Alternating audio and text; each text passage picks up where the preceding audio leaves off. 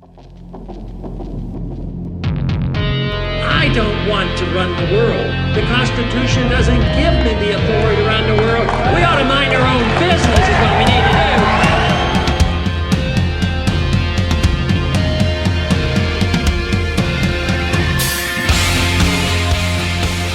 do. Welcome to Voices of Reason, Iowa's premier liberty podcast.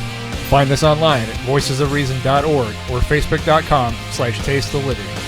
We hope you enjoy the show, everybody, so stay tuned. I remember black skies, the lightning all around me. Welcome to episode 36 of Voices of Reason. I am your host, Dusty Jewell. And co-hosting, I'm Tony Seliquini. Gabe Lanz won't be joining us this session as he has some errands he needs to run. But we will do our best to see about getting him on the phone so he can give us his feedback on the Lincoln dinner this past Friday. You're kind of getting a earlier dose of us than normal. We're getting earlier start in the week on our upcoming episode here. So yeah, in light of the fact that the Lincoln dinner happened this last Friday, and we had published our last episode 35 just a couple days ago, we decided that we were going to go ahead and hit this one off early on Monday tonight. And just kind of go over our thoughts and get some guests on to see what everybody thought about the Lincoln dinner. But Mondays are usually very slow news days. But I swear today, every 5 seconds, a new Obama scandal was about to break out. I can't wait to get into that. I mean, we've just got a whole lineup of scandal after scandal after scandal.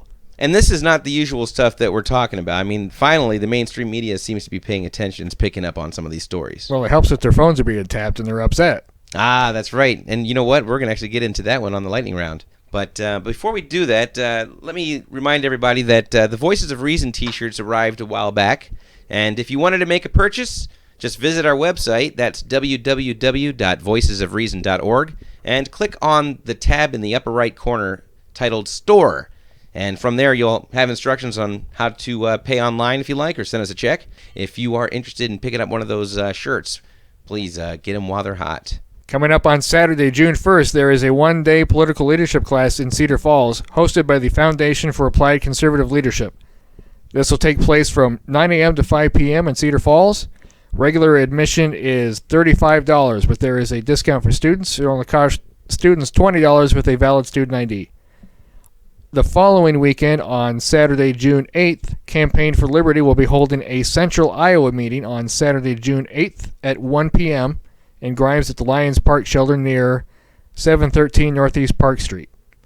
We're just going to have a kind of a more or less a social gathering, little potluck. Bring a dish, bring a side, or a free will offering will be accepted. We'll have some hot dogs and some other, beverages, silverware, things like that, some of the accessories, but, bring a dish, bring a donation. We're going to play some games and just socialize, have a good time. All right. And we had a little fun just checking out everybody's Facebook pages after the Lincoln dinner in light of all the news that came out. Rand Paul's speech, even Chuck Grassley's speech, I thought was pretty awesome. But Grassley was a rock star, standing on top of his chair. Yeah.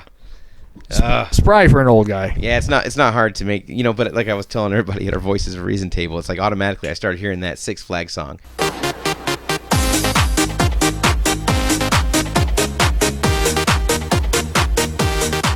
We like the guy despite his less than perfect voting record. I don't know, there's something about him. Yeah, that's what everybody says. Yeah, I guess. At least he takes the time to actually speak with us, though, without trying to run away. Absolutely. And I respect that. Totally. I can appreciate that. But, hey, what was that quote that you had found on our friend, the Mayor for Liberty, Shawn Dietz's page? We're not the only ones that have kind of shied away from this story. The media has pretty much failed to cover the trial of Kermit Gosnell in Philadelphia, the abortionist who... Late-term abortionist, man. Who was accused... he was only charged with, a handful of counts of first-degree murder of... Yeah, only a few. Of... babies that were born after botched abortions. He was only charged with a few, but is accused of thousands of post-birth abortions, infanticide. So as the verdict came in, in the Gosnell trial today. I was following everybody's comments, and this quote from our friend Shawn Dietz, Mayor for Liberty, he writes, quote, ABC News keeps referring to Gosnell's quote-unquote filthy clinic today as if that was the problem. By the way, he was convicted on 3 counts of first-degree murder. Move along. Nothing to see here. And he would have gotten away with it, too, if it hadn't been for those meddling kids who noticed his filthy clinic. Yeah, exactly. Yeah, you know what? Let's not talk about the fact that this guy was killing babies and leaving parts of babies inside their mothers. And no. Let's just focus on the fact that, man, that clinic was filthy. I think the press was mixing up infanticide with bactericide. There is a movie. I don't remember if I added it to our favorites or playlist on YouTube, but 3801 Lancaster put out a video on Gosnell. And the thing that Republicans ought to be talking about, they featured a protest, an abortion clinic protest by a bunch of black community activists. And they pointed out that 70% of abortion clinics are located in black and minority communities. If that is not enough reason for people in the black community to vote for pro-life candidates, Republican, Democrat, whoever. I mean, this is an organized genocide aimed, targeted at their communities. They are destroying themselves, and they have no one to blame except themselves. But I would concur with that. I mean, if 7 out of 10 of these clinics are in neighborhoods whose populations are mostly minorities, whatever that term really means these days, then that would make sense to think that, hey, guess who they're targeting for these abortions? And 6 million Jews were slaughtered in the Holocaust, but we've killed over 50 million a day, or a year, I mean. We've killed over 55 million babies since abortion was legalized. 9 times as many as were killed in the Holocaust. And yet, there's nothing wrong with that. In fact, that's the whole reason the media didn't want to cover that trial, is because people's minds might be changed if they heard what was really going on in this clinic. Especially what's interesting is in a lot of the testimony coming up for this case, a lot of the women that went through with these were talking about how they were misinformed and how once they had already done this, they were basically treated like utter crap. You know, they were misinformed. Some of them were even forced into it after they had changed their mind during the proceeding. I mean, once you've got them drugged up and they're, starting to back out of it, you just, crank up the drugs a little more and just, dry run on through. Oh yeah, I mean, I've heard that it's almost like a veterinarian's office. I mean, these women are being treated just like an animal getting spayed, and then after the fact, they just feel so guilty and humiliated by the entire thing that they don't want to speak about it, or to turn most of these clinics and the so-called doctors in. He wasn't using licensed anesthesiologist, which is what led to the death of one of his patients, one of the women that came to see him. His wife was helping him. In fact, his business was so shady that he did the latest of the late-term abortions late on a Sunday night when it was just him and his wife, so that he didn't have to use his staff, so that nobody knew what was going on in his office, so that there was very little traffic, very little attention. But on top of it all, his clinic was filthy. Dirty chairs, dirty instruments, and baby parts in jars, in biohazard bags stuffed in the freezer. Yeah. Same place you'd keep your employee lunch. Yeah. I mean, we really don't need to go into any more detail, but you should really check out the video on our YouTube channel, youtube.com/Taste of Liberty. I mean, this video is incredibly eye-opening. And it's not just his clinic. I mean, it was probably 16 years that his clinic operated without being inspected. It's not just his. Yeah, if there's one, then there's another one right around the corner that's probably doing something similar. Okay, well, man, what a nasty piece of news to start us out with. But we are going to jump right into the Voices of Reason Lightning Round. Okay, our first article comes from the Wall Street Journal. Headline, Wider Problems Found at IRS. Pretty vague and ambiguous title there. Definitely. Okay. Probe says tax agency used sweeping criteria to scrutinize conservative groups by John D. McKinnon. The Internal Revenue Service's scrutiny of conservative groups went beyond those with Tea Party or Patriot in their names, as the agency admitted Friday, to also include ones worried about government spending, debt or taxes, and even ones that lobbied to make America a better place to live, according to new details of a government probe. The investigation into the IRS's targeting of conservative groups has revealed that high-ranking IRS officials knew as early as 2011 of the practice, says John McKinnon. The investigation also revealed that a high-ranking IRS official knew as early as mid-2011 that conservative groups were being inappropriately targeted. Nearly a year before then, IRS Commissioner Douglas Shulman told a congressional committee the agency wasn't targeting conservative groups. Tax-exempt groups organized under Section 501c4 of the Internal Revenue Code are allowed to engage in some political activity, but the primary focus of their efforts must remain promoting social welfare. The new disclosures are likely to inflame a widening controversy over IRS handling of dozens of applications by Tea Party, Patriot, and other conservative groups for tax-exempt status. The details emerged from disclosures to congressional investigators by the Treasury Inspector General for Tax Administration. The findings, which were reviewed by the Wall Street Journal, don't make clear who came up with the idea to give extra scrutiny to the conservative groups.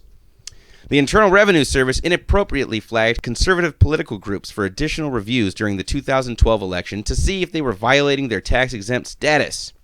The Inspector General's office has been conducting an audit of the IRS's handling of the applications process and is expected to release a report this week. The audit follows complaints last year by numerous Tea Party and other conservative groups that they have been singled out and subjected to excessive and inappropriate questioning. Many groups say that they were asked for lists of their donors and other sensitive information. So basically what we got right here is the IRS is pressuring groups that are, that do not support the administration's agenda, or the ones that are opposed to the administration's agenda, and it's just another way of bullying. It's just another way of exploiting the government's power to basically get people off their back. It's just big-ass, what is it? It's organized crime. They're bullying groups that are trying to educate people about the Constitution. Yeah. On Sunday, a government official said the report will note that IRS officials told investigators that no one outside the IRS was involved in developing the criteria the agency now acknowledges were flawed. On Friday, Lois Lerner, head of the IRS Tax-Exempt Organizations Division, said the agency was apologetic for what she termed absolutely inappropriate actions by lower-level workers. She said those workers had selected some conservative group for extra scrutiny to determine whether their applications should be approved. She said they had picked groups for extra scrutiny according to whether they had Tea Party or Patriot in their names, among other criteria. Okay, well, interesting fact. So who's in charge of investigating this now? Just what I was about to mention. Democratic Montana Senator Max Baucus is leading the investigation into why the Internal Revenue Service targeted conservative nonprofit groups for the extra scrutiny. Yeah, what's interesting is that back in 2010, on September 28, Baucus wrote a letter to then IRS Commissioner Douglas Shulman, urging the IRS to investigate nonprofit conservative groups during the Tea Party-dominated 2010 midterm elections. And interestingly enough, and very ironically, he is actually going to be one of the lead investigators involved in finding out why this happened, who's responsible for it, and to determine what kind of reprisals are going to be made. So the fox is guarding the hen house. The man suggesting the very thing that was going on at the IRS in Cincinnati is now going to investigate why it went on. You can't make this stuff up. Stop the madness. And do we expect something to happen out of all this? Definitely. Can we retire Senator Baucus any earlier than next year? Because that was one of the things that Senator Grassley happened to mention at the Lincoln dinner, was that his friend, because he served with Max Baucus for a number of years on a number of different committees or different gangs of 8. Because there's always some gang in the Senate going on, and He's worked with Baucus on a lot of healthcare issues, and he mentioned that because of Obamacare, that Baucus is retiring because he's tired of dealing with all of the problems that are coming from Obamacare. Well, the IRS problems that we're dealing with now are in part the fault of Max Baucus. Absolutely. And now Max Baucus is going to investigate the problems that he helped create. Yeah, I mean, what's next? I mean, it's going to be Max Baucus and Doug Schulman. You know? Wow. But I like your analogy. It is the fox guarding the hen house. Well, that was only one of these scandals that broke today. We're going to return to an outstanding scandal that won't go away. As this comes to us from the Daily Caller, Obama complains about GOP investigation into Benghazi cover-up. And Obama actually held a press conference today, which is a rarity. But he held it side by side with UK Prime Minister David Cameron, who must have been in Washington today. President Barack Obama Monday intensified his criticism of the GOP's investigation into his administration public relations response to the deadly September 11th jihadi attack on the Benghazi diplomatic site, the consulate in Benghazi. Quote, "We don't have time to be playing these kind of political games in Washington," Obama insisted. "We dishonor the dead Americans when we turn things like this into a political circus," Obama insisted. "The whole issue of talking points, frankly, throughout this process has been a sideshow," Obama complained during a joint press conference with UK Prime Minister David Cameron. "This gets spun up as if there is something new to the story. There is no there. Sounds like a true attorney. The White House Press Secretary Jay Carney goes on to insist that the changes to the CIA's talking points, quote, were extremely minimal and non-substantive, he insisted. What do you say to that, Tony? Well, you know, it's really interesting that you should ask me that, because it just so happens that our next article actually talks about the very thing. Presidents of ABC and CBS News have siblings working at White House with ties to Benghazi. Ordinarily not a big deal, right? But we haven't been hearing too much about it from the media, and it's just an interesting conflict of interest here. CBS News President David Rhodes and ABC News President Ben Sherwood, both of them have siblings that work not only at the White House, not only work for the president, but they work at the NSC on foreign policy issues directly related to the Benghazi situation.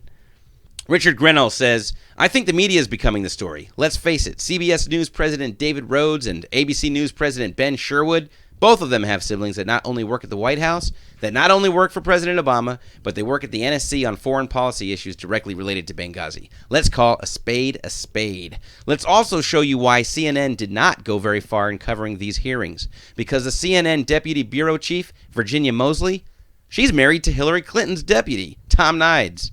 It's time for the media to start asking questions. Why are they not covering this? Well, it's a family matter for some of them." John Scott, the host, says, "So they don't want to bring embarrassment upon folks who they're close to?" Grinnell, "Who directly are related to this story? Absolutely. They're covering for them. There's no question about it." Okay, guys, for the record, Ben Sherwood's sister, Dr. Elizabeth Sherwood Randall, is the special assistant to Barack Obama.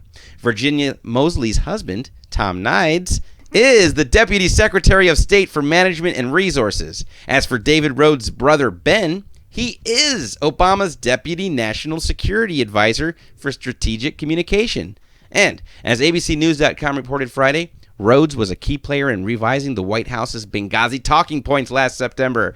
So when our president, Barack Obama, says that these talking points are just a waste of everybody's time and that they're just distracting from the real issue at hand, well, maybe that was the plan from the beginning.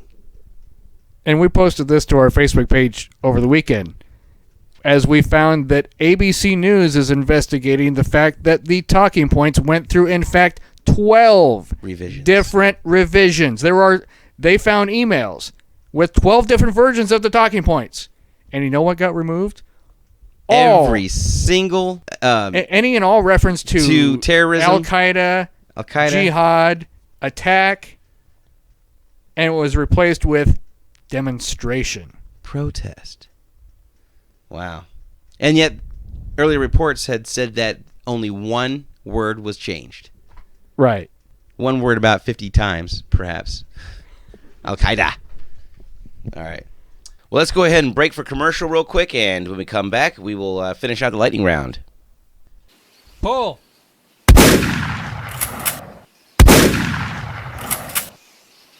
Got it.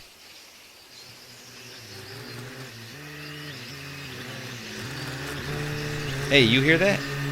You hear that? What is that? You see that? I don't know. It's coming right at us. Hey, man, shoot it. Shoot it.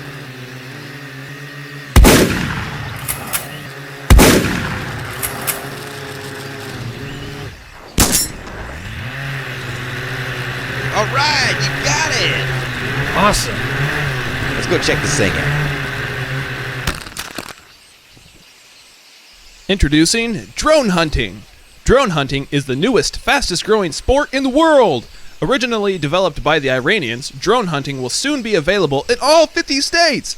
Be sure and check your local DNR, FCC, ATF, FPS, DHS, TSA, NSA, FBI, DOD, CIA, NCTC, DISA, NOAA, NWS, FAA, and Social Security offices to get your drone tags when the season officially opens. Hunting season is open all year long for year-round family fun. But wait! EBT, SNAP, and TANF cards are accepted for drone tag purchases and are also tax deductible. So register early for your drone tag at www.voicesofreason.org. This brings us to our next scandal of the day. Another one. This also from our friends at the Daily Caller. They've been very, very busy.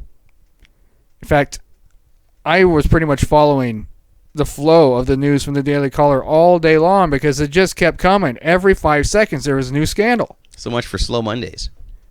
Department of Justice on secretly obtaining AP phone records. Quote, "We value the freedom of the press," by Alexis Levinson.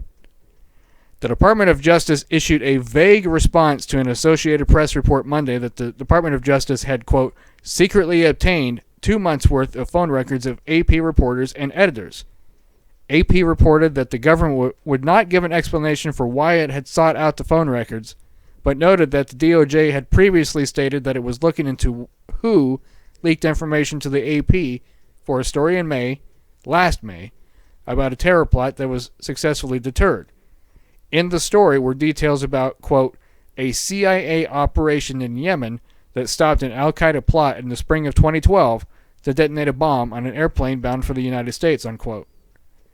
In a letter to Attorney General Eric Holder, AP President and CEO Gary Pruitt called the seizure of phone records, quote, "a serious interference with AP's constitutional rights to gather and report the news," unquote, and demanded that the DOJ sequester, or have we heard that word before? Demanded the DOJ sequester the seized records and explain its actions.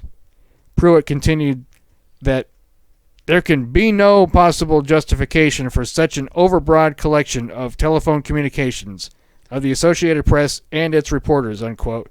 The information obtained was something, quote, that the government has no conceivable right to know. And they do not specify what kind of information, whether this was just phone numbers or if this was actually recordings of the conversations. They never do specify. There's absolutely no confirmation.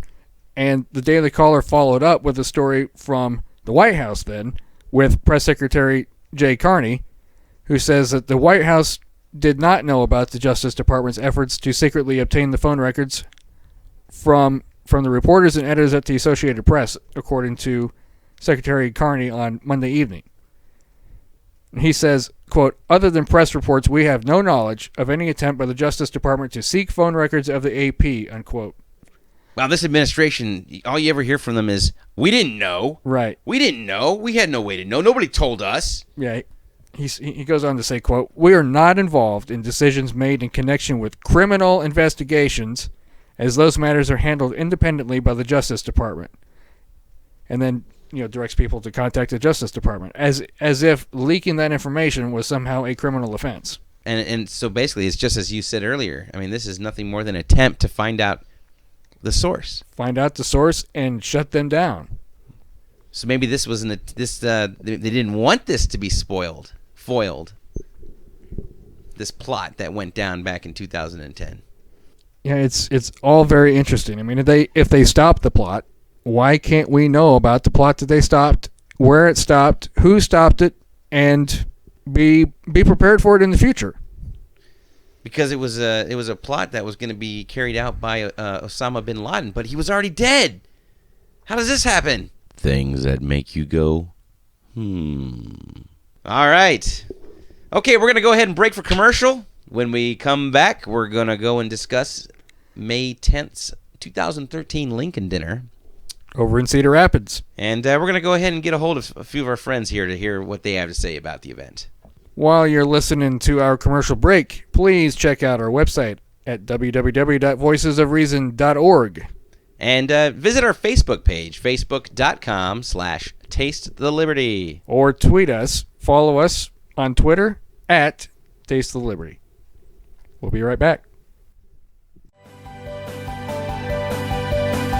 And to those of you that have left the party, we want to earn your trust again. We're going to be a Republican Party that people will want to join.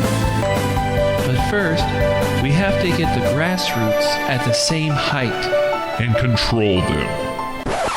The question is on the adoption of the resolution. All those in favor signify by saying aye. All those opposed, no. Any another chair? The ayes have it. The resolution's adopted. Without objection, the motion reconsidered. The ayes have it. Mr. Trayvon! It's unfair to us. We sat here and objected. He said, are there any objections? We objected. And you know, it's like, why even ask the question at that point? Maine got screwed of half their delegates, more than half actually. That's why their governor's not here today, because he said he wouldn't come down unless their delegates got seated. Half of them got taken away, and they were replaced by people that the Republican Party, the RNC paid. Keep mowing the grassroots down and see what happens. This fight's not over. Help us defend liberty at voicesofreason.org. And we're back. We're going to talk about the Lincoln Dinner held last Friday night at the hotel at Kirkwood in Cedar Rapids. One of the first events that the Republican Party of Iowa has held outside of Central Iowa and the Des Moines area in quite some time. Hey, I'm glad they held it out there. That was a beautiful venue. We sponsored a table. We had 10 guests come on with us, and lots of loyal listeners and friends. And oh, it was great. And since we had ordered our table so early, we were nice and close. We got a good view right next to where those dishes crashed out during Steve King's speech, but kind of kept things interesting. But no, it was great to have everybody over there with us. We're going to try to make some phone calls in a little bit and get some feedback on what everyone thought about the event. Even some of the biggest party detractors have been extremely impressed by this event, by the turnout, the fact that it was sold out. I mean, the party wants to keep these tickets cheap enough that people can afford to go. But at the same time, they probably could have gotten away with charging more and still packed the house. I mean, I know that they were squeezing tables into that space at the last minute, trying to accommodate as many people as possible, and yet still had to remove some tables to make room for press. Yeah, it was definitely a sold-out event. There were over 500 guests, over 50 numbered tables, and covered live on C-SPAN. Yeah, C-SPAN covered the entire event live. In fact, the link to that video is on our website and also on our Facebook page. And we had 3 great speeches. In fact, I would say I thought this was one of the Republicans' best showings in a while. Right, Congressman King started off the evening by speaking, followed up by Senator Grassley, who is the rock star in the room, and then came Senator Paul. And as you had said earlier, Dusty, not necessarily on this show, but you said that you'd mentioned that the chairman, A.J. Spiker, Republican Party of Iowa, did a fantastic job of bringing in Rand. And we actually have a clip that we'd like to share. Right. Our featured speaker tonight, our keynote speaker tonight, it's not his first trip to Iowa, and it's not his first time keynoting a Republican Party of Iowa event. In 2011, after he was first elected to the United States Senate, the Republican Party of Iowa extended an invitation under Chairman Strawn to Senator Paul to keynote the Night of the Rising Stars. And I remember at that event, Senator Paul really eloquently reminded all of us that if this party does not imbue values, then it's an empty vessel. And I think that's something that is so true. We as Republicans have to imbue those values. I thought it was great how AJ reminded some of the party's biggest detractors about how Rand has been here before, about how he'd been invited under the previous chairman, but more importantly, the message that Rand brought previously about how the party needs to stand for something. I thought that was great, and a great segue to tie his previous message into everything that Rand spoke about at Friday's dinner. I was really actually hoping for something that was going to fire me up a little more than it was, but I was still very pleased with the speech overall. He did a good job of just reminding everybody that, hey, you know what? We're here to win elections. We're here to make sure that the platform gets followed. He especially got on Hillary Clinton. I thought that was fantastic. I was going to say, there's been a lot of speculation about whether or not Senator Paul is going to run for president, but he left no doubt in anyone's mind who he thinks the number one contender might be on the Democratic side. And yet that's been the belief, at least for the last year or so, from other people that I've spoken with. They've all agreed and thought that Hillary Clinton was going to be the Democratic nominee. I'm not thinking so anymore. I mean, that's damaged goods right there. But, to the Democrats, I really don't think that she can do any wrong. I mean, look at all the scandals that broke today for the Obama administration as a whole. Some people attributed this to the so-called second-term curse, no different than Nixon. But heck, these scandals today make Nixon look like an amateur. See, nobody died in Watergate. Exactly. I mean, that's a huge difference. And we brought that up back in episode, I think it was 19. Obama lied, people died. No, but by saying that some of the actions that Hillary Clinton has made in the last bit should preclude her from holding higher office, absolutely. And one of the great points that Senator Paul made in his speech, railing against Secretary Clinton, was not focused on the day of the attack, was not focused on the cover-up, but was focused on the 6 months prior to the attack when constant, repeated, frequent requests were made for additional security, and the response was no. They delivered no additional resources to one of the 5 most dangerous locations, consulates, on the planet. He said that, he pointed out that Benghazi is a lot more like Baghdad than it is like Paris. But of course it was in Vienna where they spent, $100,000 to show off their green technology cars? Right, but they didn't have the right adapters to plug them in. But they didn't have the right adapters, so they had to spend an extra $100,000 to change the adapters, but we couldn't afford to fly this old, ancient DC-3 plane to try and spirit away these people from Benghazi who were under fire. Or even give them a decent security detail. Right. I mean, most of the other embassies or diplomatic personnel from other foreign countries in that area had already been evacuated. We were the last game in town. That should signal to you that the situation is very perilous, that everybody else was pulled out. Maybe you should either think about doing the same thing, make plans and preparations to do the same thing, or at the very least, beef up your security for the personnel that you have there on the ground. Amen to that. But, I thought there was a lot of camaraderie. I thought that each of the speakers, including Steve King, Charles Grassley, and Rand Paul, I think that they all enhanced each other's what they were saying. A lot of talk on immigration from all three of them. Yeah, not necessarily all from the same angle either. No. I mean, I thought that Senator Paul brought a real human perspective and human aspect to the debate, not focusing on policy, not focusing on documentation and what are we going to do with these people, but rather on how we should treat these people. That, we're talking about human beings.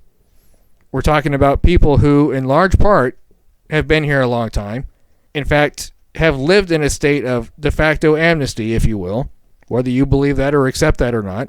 A lot of these people have been here their whole lives, that if you send them back because they're undocumented, because they're illegal, because they crossed the border with their parents or were born after their parents crossed, you send them back to some place that they have never known as their home. He made the case that the idea that you're going to be able to send all these people home just, isn't going to happen. Interestingly, it kind of reminds me of what David Edwards was running on with his viewpoints on immigration when he was running for Senate. Very similar to what Rand Paul is saying this Friday. The other thing that I should point out about his stance on immigration, and some of the things he pointed out, was the problems with the work visa program. He said that we have a work visa program that would allow for up to 500,000 workers to cross the border legally to work agricultural jobs, construction jobs, whatever. But only about 60-some thousand actually come through that program. And the reason is it is so onerous, burdensome, and costly for employers to use that program that we absolutely, as a result of that, get more additional increased illegal immigration because they're not using the legal channels. And so, the two questions that come to mind with that are, is 500,000 enough, or is it too little? Does 500,000 provide enough workers to come in legally, or if we're not even using the program, is 500,000 too much? Well, yeah, if we're not using the program, then it is too much. But the program would be great if it was, like you said, less burdensome. Of course, you hit it right on the money when you said that it's too expensive. It's too time-consuming for employers to use it. So, of course, they're not going to. And, of course, one of the measures in the Gang of 8 immigration bill that's coming through the Senate right now is a provision that would exempt employers from putting their illegal workers into Obamacare, making them cheaper than hiring natural-born citizens or any citizen citizens to work for them. Wow, that's insane. And yet people say that there's no evidence to go and say that. The ayes have it. Just kidding. That illegal immigration is being brought into this country purposefully, and right. that there are no magnets. Right. So-called that's magnets. A huge incentive, a huge subsidy to hire illegals. Insanity. Well, we said earlier we're gonna call a few guests or attendees at the Lincoln dinner and get their take or get their perspective on the dinner. So let's who are we gonna talk to first? Well, depending on who we can get, was going to go ahead and give Andrew Miller a call, Monte Goodyk, possibly our friend Michael Brulette, and we'll see if we can get a hold of Gabe since he couldn't make it tonight. All right, let's do it. All right.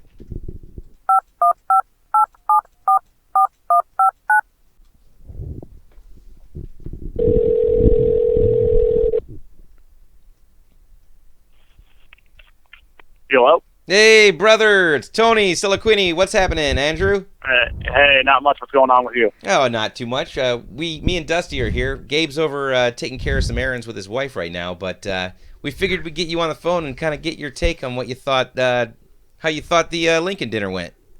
Actually, I think it went pretty well. It was a successful dinner just all around for Congressman King, Chuck Grassley, and especially for Senator Paul.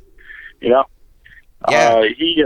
He definitely struck a chord with a lot of the GOP members that were out there, and I believe he struck a chord with a lot of the old Ron Paul supporters that he is the next guy to take that torch and keep walking with it. What would you say about the crowd, Andrew? Was it all a bunch of Paul bots, or was it a pretty good mix of young and old and establishment and Paul supporters? Well, actually, I think it was a lot of Paul supporters were there just because it is Senator Paul, and everyone kind of wanted to see what he was going to say. Sure. But there was definitely a lot of establishment there, but not as many young people as I thought there would be. But again, I don't how many young people are going to be able to travel out to Cedar Rapids for a day. Sure. Hey, just so everybody knows, we're talking with Andrew Miller. He's an Air Force He's an Air Force vet, still engaged in active duty. He's going to be sent back out to Germany shortly, but we had the pleasure of having him over, joining us at our Voices of Reason table at the Lincoln Dinner this last Friday. And actually, what was really special, one of the coolest things that's ever been done for me and for all of us here at Voices of Reason is Andrew actually presented us with a flag that flew. Why don't you go give us the details on that one, if you don't mind? Well, yeah, actually, when I was downrange, I was deployed to Manas, Kyrgyzstan for about 6 months, from October to the end of April. While I was out there, I did have the opportunity to was able to fly some flags on the KC-135R Stratotanker, which is an air refueling tanker that flies over the skies of Afghanistan to refuel A-10s and the fighter jets and anything else that's out there in flight. In flight. In flight. They just, so I was able to get a couple flags flown out, and because you guys do this podcast and everything on a weekly basis, it gave me something to listen to and to stay home and stay in touch with, because we don't get a lot of good news sources out there. So it was good to get good news sources, and it was just good to hear some back home politics. That's awesome. Well, what's really cool is what you did for us and everything, and we're just really happy that you've been so engaged with us over here. Share this program like you do when you get back out there and stuff, and we'll be happy to keep you on the show, of course.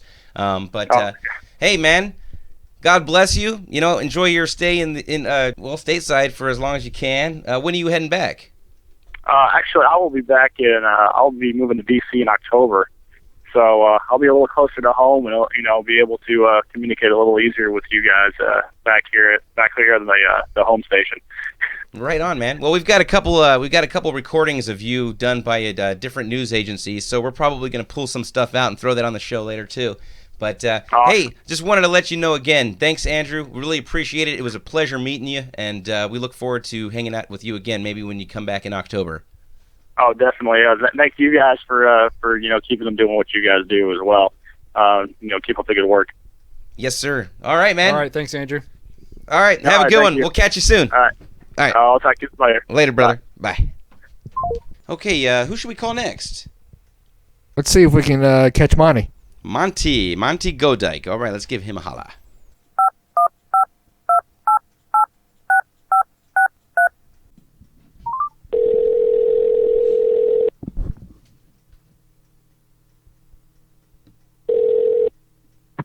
It's Tony. Hey, what's going on, Monte? Hey, guess what? It's actually me and Dusty over here at my place right now. We're recording a Voices of Reason segment, getting a hold of some of the guys that joined us over at the Lincoln Dinner on Friday. And if you don't mind, we wanted to see if you'd be cool with us recording this and kind of getting your thoughts on the dinner Friday night. Yeah. Monte was at our Voices of Reason table Friday night, the Lincoln Dinner, and he's an old friend. We go way back, and I've worked with Monte on quite a few little projects related to Republican Party and other political endeavors. That was actually my second time at the Hotel Kirkwood in Cedar Rapids with Monte. But you didn't get to drive in the Cadillac this time. Not this time, no. No, we heard all about it. The interesting thing is I don't know if we knew each other the first time we were at Hotel. Oh, is this Dusty? Yes. I'm sorry, you sound like Gabe. Yeah, that's interesting. I remember that day very well. That was probably one of the best days of my life. Absolutely. Trying to beat Paul's plane before it gets to... Yeah, that's right. We just fly low. We raced around the state. Kerry Severson and Dusty and I raced around the state to try and catch up with Ron Paul's plane. And we made it to 3 out of the 5 events. Nice. So we were all very tired at the end of the day, I can tell you that. So you've been to the hotel at Kirkwood Place before? Yes. How would you say that Friday night's reception went compared to events in the past? The first event we were at was a rally, and the speeches were canned, and it was very, very compact.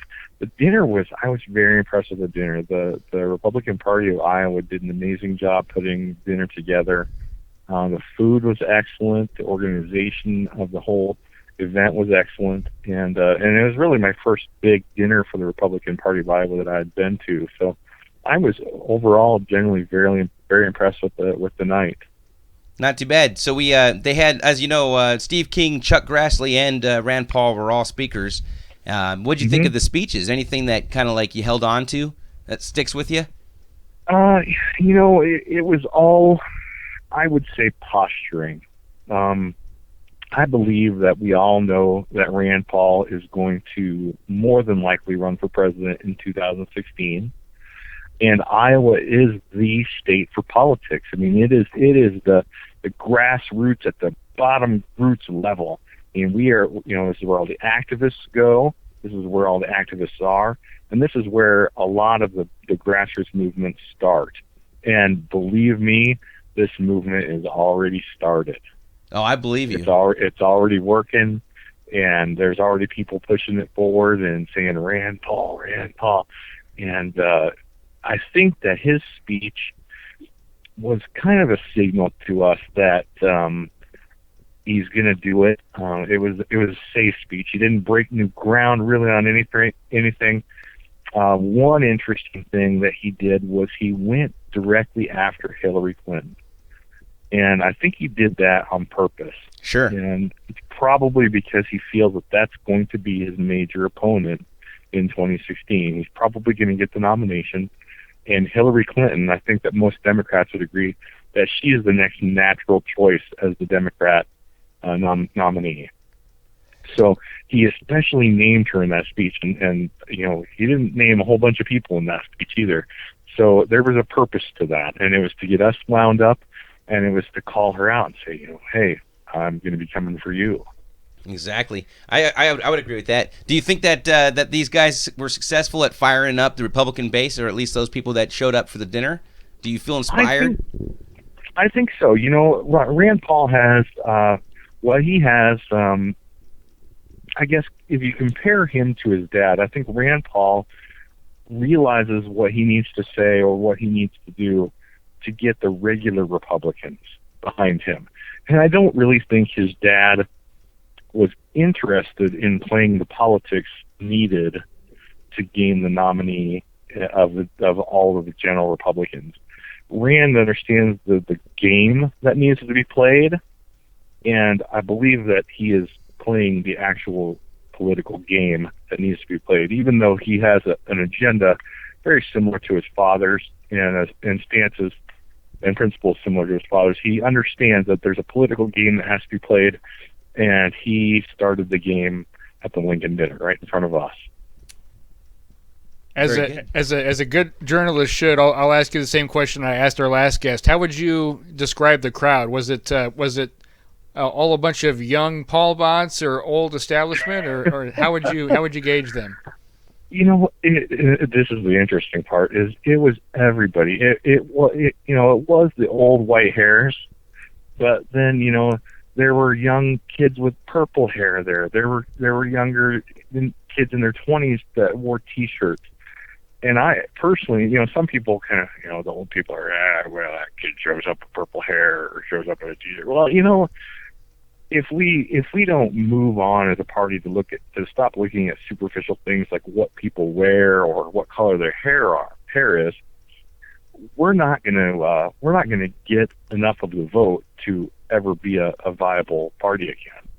So we have to recognize that each of those individual choices is a strong point in people, not a weak point. Well, I would say that that there's a whole lot of agreement with that notion, since most everybody is saying that we need to be more inclusive as a party. So, yep, absolutely. Yep. All right. And, let's have a big tent. Let's include everybody that wants to have a choice, and everybody that wants to get involved and work for the cause and work towards our principles, and let's get this done. Let's change the country. And earlier you had mentioned that Steve King, who was also a speaker at the Lincoln dinner, also was at an event today in Sully? It was actually in Newton. It was at the Country Club. It's the Jasper County Central Committee meeting. And he came and spoke to us, and I can tell you a little bit because it was open to the public. Ordinarily, I probably wouldn't repeat what he said, but he talked a lot about immigration. He talked a lot about the Gang of Eight. That he wasn't a real big fan of that. but he knows a few people in the gang of eight personally, and he likes them and believes they'll do the right thing. Immigration was a big subject. Of course, it was the typical, we need to pull Obamacare out by its roots, the standard Steve King speech that he gives every time he stands in front of a microphone. But he really went after immigration today, very, very strong. That was a large portion of the speech. Cool. So he's not actually thinking about maybe being a little weaker on immigration like some people are worried that the Republican Party might be doing. I would consider him probably one of the strongest advocates for legal immigration. He wants a wall and a fence, and he wants guards all over it, and he wants to pay people He wants to pay a company $6 million a year to cover 1 mile of that fence or wall. He wants to create contracts. That's a lot of spending right there in there, but yeah, exactly. Yeah, he wants to. But he's got the math to back it up. Supposedly, I haven't personally seen it, but he did specifically talk about a report. Well, he's got the internet sales tax to pay for it. Just kidding. Yeah, there you go. I did ask him an interesting question. Nobody else had ever asked him. In fact, he wasn't even aware of the situation, but I wanted to know what he thought about Adam Kokesh's armed march in Washington, D.C. on July 4th. And it was his reaction, and I'll tell you exactly what his reaction was with quotes. He said, "Oh, boy." Yeah. Obviously, as courageous and as valid and a protest based on principle as that is, it sure does have the potential of turning into something nasty. Yeah. It was an interesting reaction. He hadn't heard of the event. He didn't know that it was scheduled or anything, and I didn't go into it because our meeting was starting. But I just said to him, look it up, and come back with a response when you can after you learn what it's about and things like that. So I'm kind of anxious to hear his response about that, if he's going to be a Second Amendment supporter or if he's going to be a Washington, D.C. supporter. That is a good point. Man, that's exciting. Hey, if you find out, be sure to let us know. Oh, absolutely. You'll be the first to know. All right. Well, hey, Monte, thanks very much. I appreciate it. It was great seeing you on Friday, and look forward to seeing you again. Hey, you're welcome, guys. Take care. Great show. Thank you. Thanks. Bye. Bye. All right. Let's see if we can bring Gabe up to speed since he couldn't make it out with us tonight. Yeah, we'll see if we can get a hold of Gabe. All right.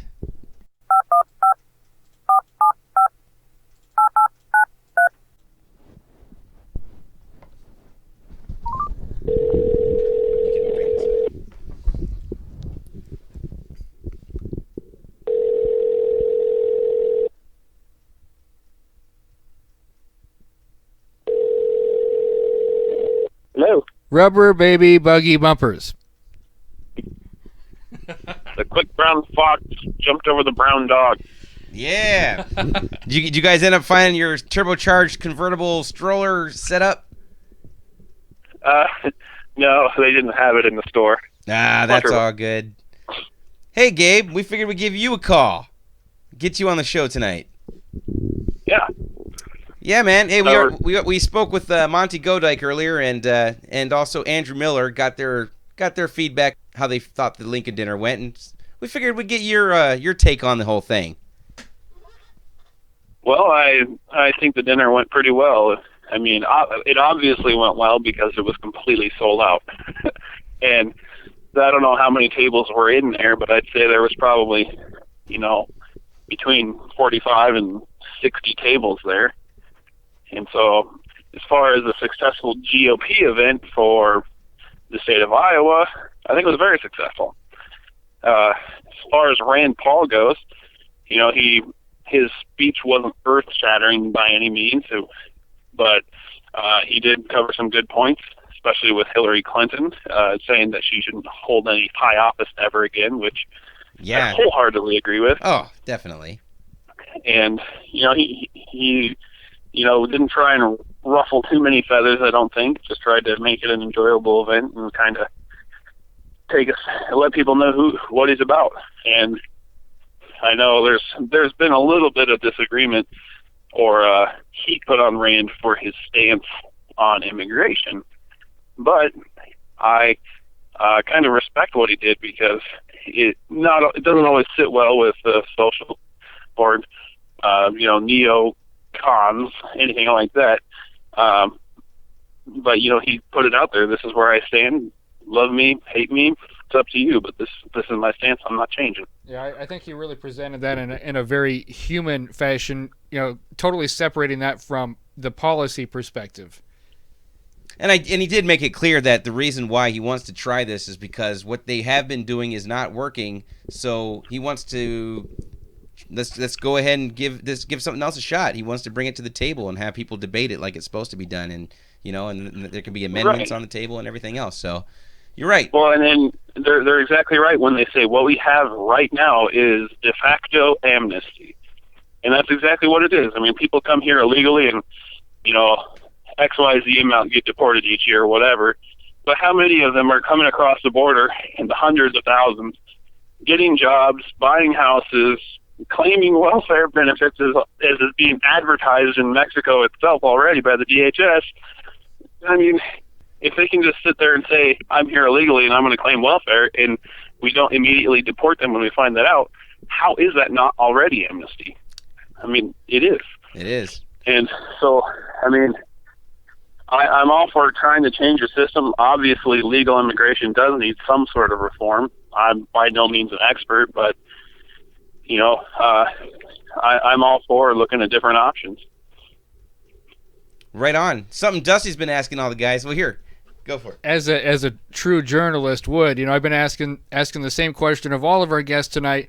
What was your take on the crowd? Was it all a bunch of young Paul bots, or was there a bunch of old establishment, or what was your take on the crowd? Well, there was quite a few younger people there.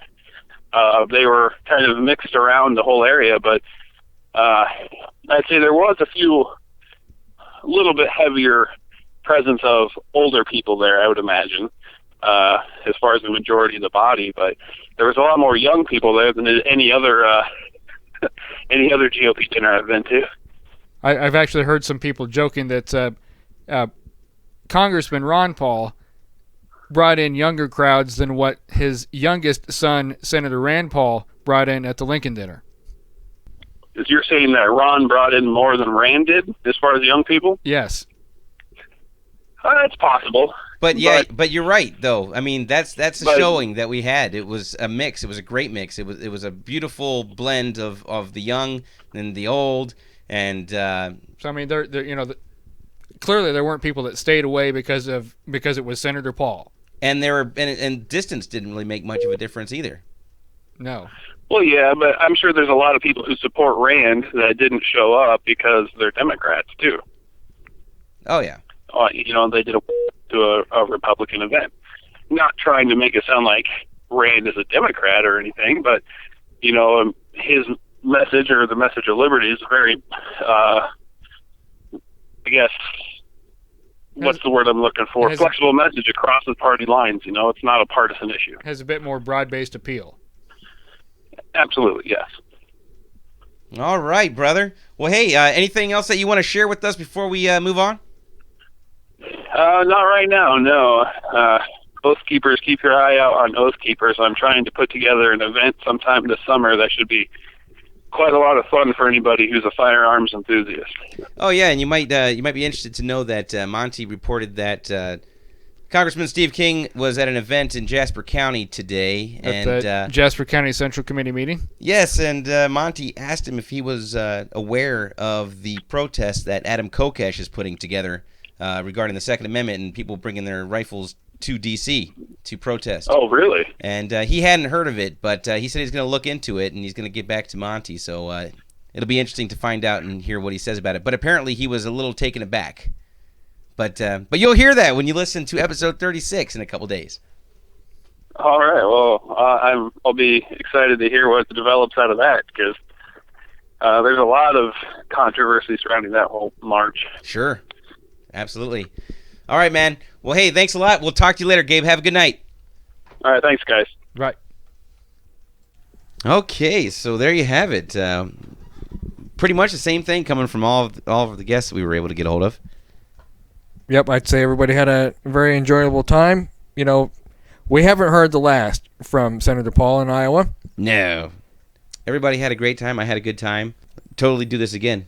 Well, the Reagan dinner's coming up. If they keep it down to like $45 to $50, I'll definitely be there.